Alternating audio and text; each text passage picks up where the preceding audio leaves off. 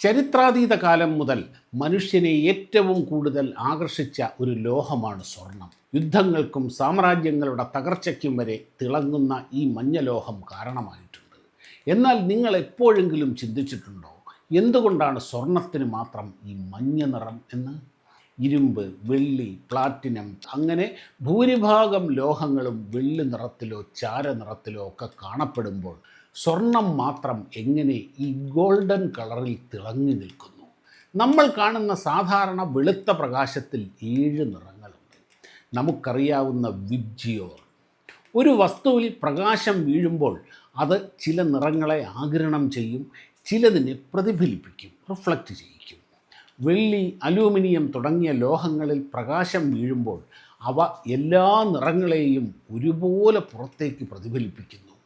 എല്ലാ നിറങ്ങളും ഒരുമിച്ച് പ്രതിഫലിക്കുമ്പോൾ അത് നമ്മുടെ കണ്ണുകൾക്ക് വെള്ളിയോ ചാരനിറമോ ആയി അനുഭവപ്പെടും.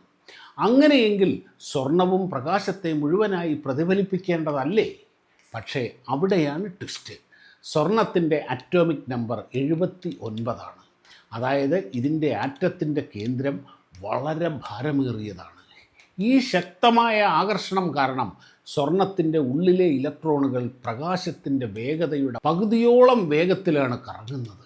ഇവിടെയാണ് ഐൻസ്റ്റീൻ്റെ പ്രശസ്തമായ തിയറി ഓഫ് റിലേറ്റിവിറ്റി പ്രാവർത്തികമാകുന്നത്. പ്രകാശവേഗതയോടടുത്ത് സഞ്ചരിക്കുന്ന വസ്തുക്കളുടെ ഇലക്ട്രോണുകളുടെ മാസ് കൂടുമ്പോൾ അവയുടെ ഭ്രമണപഥം ഓർബിറ്റ് ചെറുതാവുകയും അവ ന്യൂക്ലിയസിനോട് കൂടുതൽ അടുക്കുകയും ചെയ്യും.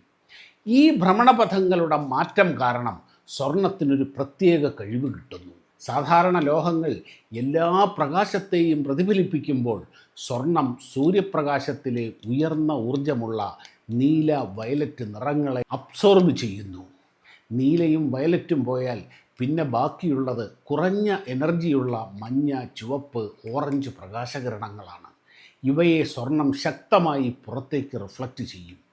ഈ നിറങ്ങൾ ഒരുമിച്ച് നമ്മുടെ കണ്ണുകളിലേക്ക് എത്തുമ്പോഴാണ് സ്വർണത്തിന് ആ മനോഹരമായ മഞ്ഞ നിറമുണ്ടാകുന്നത്. ചുരുക്കത്തിൽ പറഞ്ഞാൽ, നമ്മൾ ധരിക്കുന്ന സ്വർണ്ണാഭരണങ്ങളുടെ ഈ മഞ്ഞ തിളക്കത്തിന് പിന്നിൽ ക്വാണ്ടം ഫിസിക്സും ഐൻസ്റ്റീൻ്റെ റിലേറ്റിവിറ്റി തിയറിയുമൊക്കെ ഒളിഞ്ഞിരിപ്പുണ്ട്.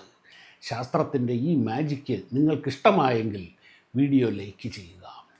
ഇതുപോലുള്ള വീഡിയോകൾക്ക് വേണ്ടി ഫോളോ ചെയ്യുക.